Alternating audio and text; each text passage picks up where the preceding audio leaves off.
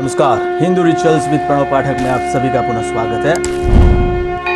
अथ एकादशाक्षर सिद्ध लक्ष्मी मंत्रः अथ विनियोगः अस्य मंत्रस्य हिरण्यगर्भऋषिः अनुष्टुप् छन्दः श्री महाकाली महालक्ष्मी महासरस्वती देवता श्रीं बीजं ह्रीं शक्तिः क्लीं कीलकं सर्वक्लेश पीडा परिहारार्थं सर्वदुःख दारिद्र्यनाशार्थं च सर्वकार्यसिद्ध्यर्थे अष्टोत्तरशतजपे विनियोगः अथ षडङ्गन्यासः श्रीं हृदयाय नमः ह्रीं शिरसे स्वाहा क्लीं शिखायै वषट् श्रीं कवचाय हुं सिद्धलक्ष्म्यै नेत्रत्रयाय वौषट् नमः अस्त्राय फट् अथ ध्यानम् ब्राह्मीं च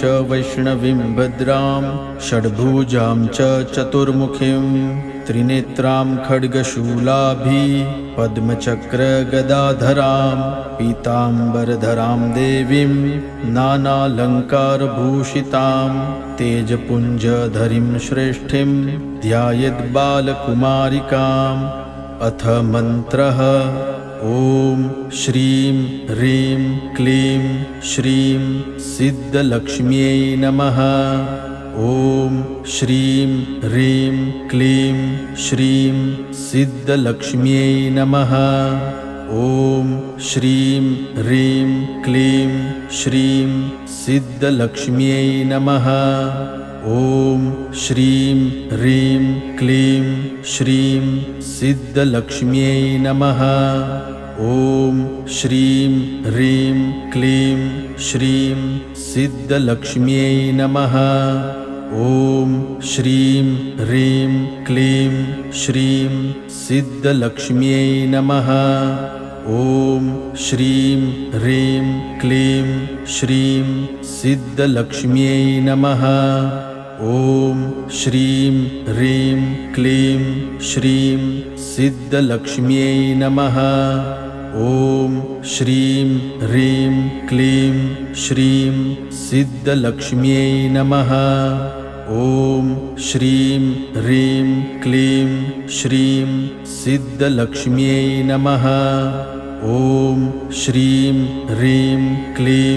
श्रीं सिद्धलक्ष्म्यै नमः। ॐ श्रीं ह्रीं क्लीं श्रीं सिद्धलक्ष्म्यै नमः। ॐ श्रीं ह्रीं क्लीं श्रीं सिद्धलक्ष्म्यै नमः। ॐ श्रीं ह्रीं क्लीं श्रीं सिद्धलक्ष्म्यै नमः। ॐ श्रीं ह्रीं क्लीं श्रीं सिद्धलक्ष्म्यै नमः। ॐ श्रीं ह्रीं क्लीं श्रीं सिद्धलक्ष्म्यै नमः। ॐ श्रीं ह्रीं क्लीं श्रीं सिद्धलक्ष्म्यै नमः। ॐ श्रीं ह्रीं क्लीं श्रीं सिद्धलक्ष्म्यै नमः। ॐ श्रीं ह्रीं क्लीं श्रीं सिद्धलक्ष्म्यै नमः। ॐ श्रीं ह्रीं क्लीं श्रीं सिद्धलक्ष्म्यै नमः। ॐ श्रीं ह्रीं क्लीं श्रीं सिद्धलक्ष्म्यै नमः। ॐ श्रीं ह्रीं क्लीं श्रीं सिद्धलक्ष्म्यै नमः। ॐ श्रीं ह्रीं क्लीं श्रीं सिद्धलक्ष्म्यै नमः। ॐ श्रीं ह्रीं क्लीं श्रीं सिद्धलक्ष्म्यै नमः। ॐ श्रीं ह्रीं क्लीं श्रीं सिद्धलक्ष्म्यै नमः। ॐ श्रीं ह्रीं क्लीं श्रीं सिद्धलक्ष्म्यै नमः। ॐ श्रीं ह्रीं क्लीं श्रीं सिद्धलक्ष्म्यै नमः। ॐ श्रीं ह्रीं क्लीं श्रीं सिद्धलक्ष्म्यै नमः।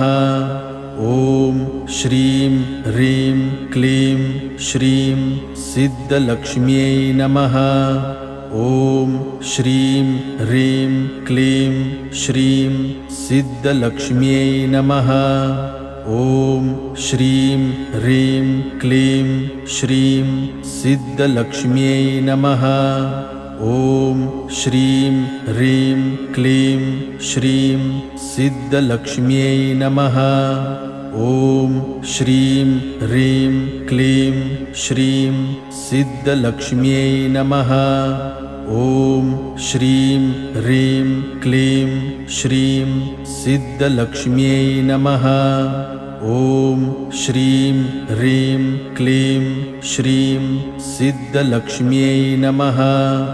ॐ श्रीं ह्रीं क्लीं श्रीं सिद्धलक्ष्म्यै नमः। ॐ श्रीं ह्रीं क्लीं श्रीं सिद्धलक्ष्म्यै नमः। ॐ श्रीं ह्रीं क्लीं श्रीं सिद्धलक्ष्म्यै नमः। ॐ श्रीं ह्रीं क्लीं श्रीं सिद्धलक्ष्म्यै नमः। ॐ श्रीं ह्रीं क्लीं श्रीं सिद्धलक्ष्म्यै नमः।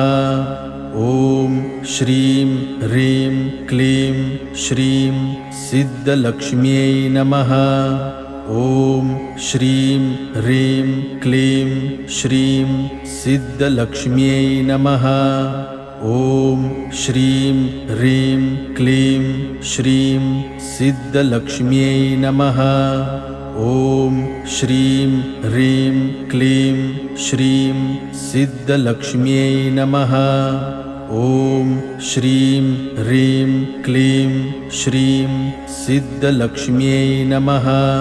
ॐ श्रीं ह्रीं क्लीं श्रीं सिद्धलक्ष्म्यै नमः।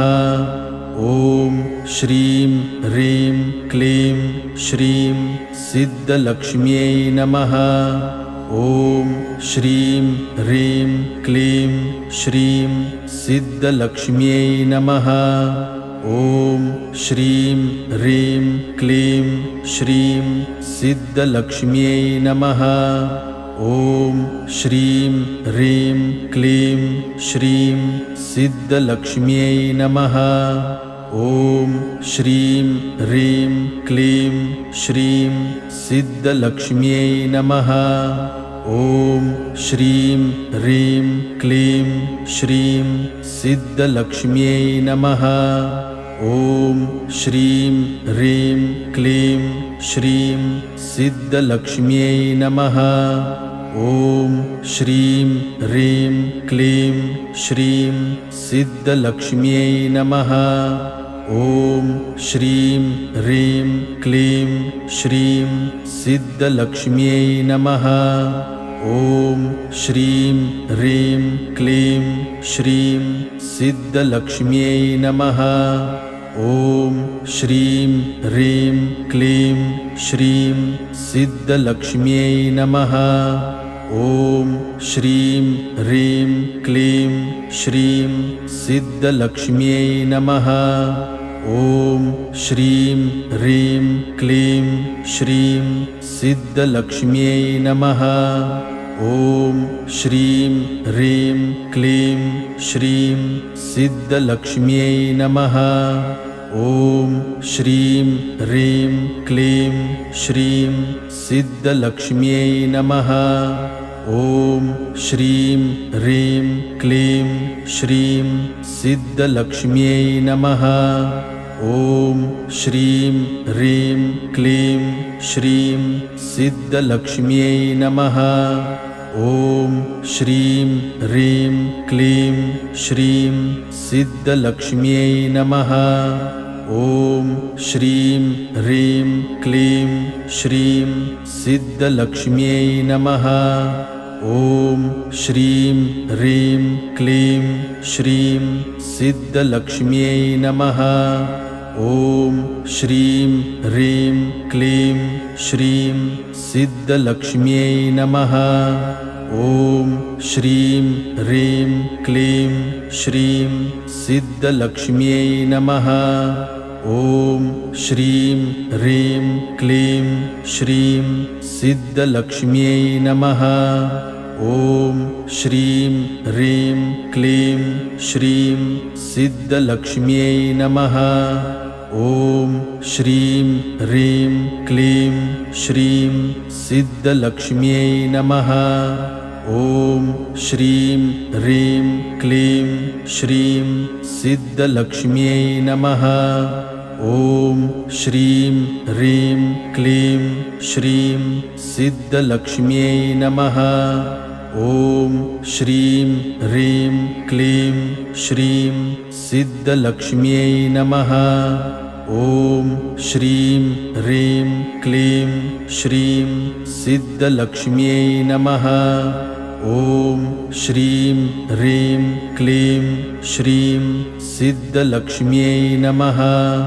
ॐ श्रीं ह्रीं क्लीं श्रीं सिद्धलक्ष्म्यै नमः। ॐ श्रीं ह्रीं क्लीं श्रीं सिद्धलक्ष्म्यै नमः। ॐ श्रीं ह्रीं क्लीं श्रीं सिद्धलक्ष्म्यै नमः। ॐ श्रीं ह्रीं क्लीं श्रीं सिद्धलक्ष्म्यै नमः। ॐ श्रीं ह्रीं क्लीं श्रीं सिद्धलक्ष्म्यै नमः। ॐ श्रीं ह्रीं क्लीं श्रीं सिद्धलक्ष्म्यै नमः। ॐ श्रीं ह्रीं क्लीं श्रीं सिद्धलक्ष्म्यै नमः। ॐ श्रीं ह्रीं क्लीं श्रीं सिद्धलक्ष्म्यै नमः। ॐ श्रीं ह्रीं क्लीं श्रीं सिद्धलक्ष्म्यै नमः। ॐ श्रीं ह्रीं क्लीं श्रीं सिद्धलक्ष्म्यै नमः। ॐ श्रीं ह्रीं क्लीं श्रीं सिद्धलक्ष्म्यै नमः। ॐ श्रीं ह्रीं क्लीं श्रीं सिद्धलक्ष्म्यै नमः। ॐ श्रीं ह्रीं क्लीं श्रीं सिद्धलक्ष्म्यै नमः। ॐ श्रीं ह्रीं क्लीं श्रीं सिद्धलक्ष्म्यै नमः। ॐ श्रीं ह्रीं क्लीं श्रीं सिद्धलक्ष्म्यै नमः। ॐ श्रीं ह्रीं क्लीं श्रीं सिद्धलक्ष्म्यै नमः। ॐ श्रीं ह्रीं क्लीं श्रीं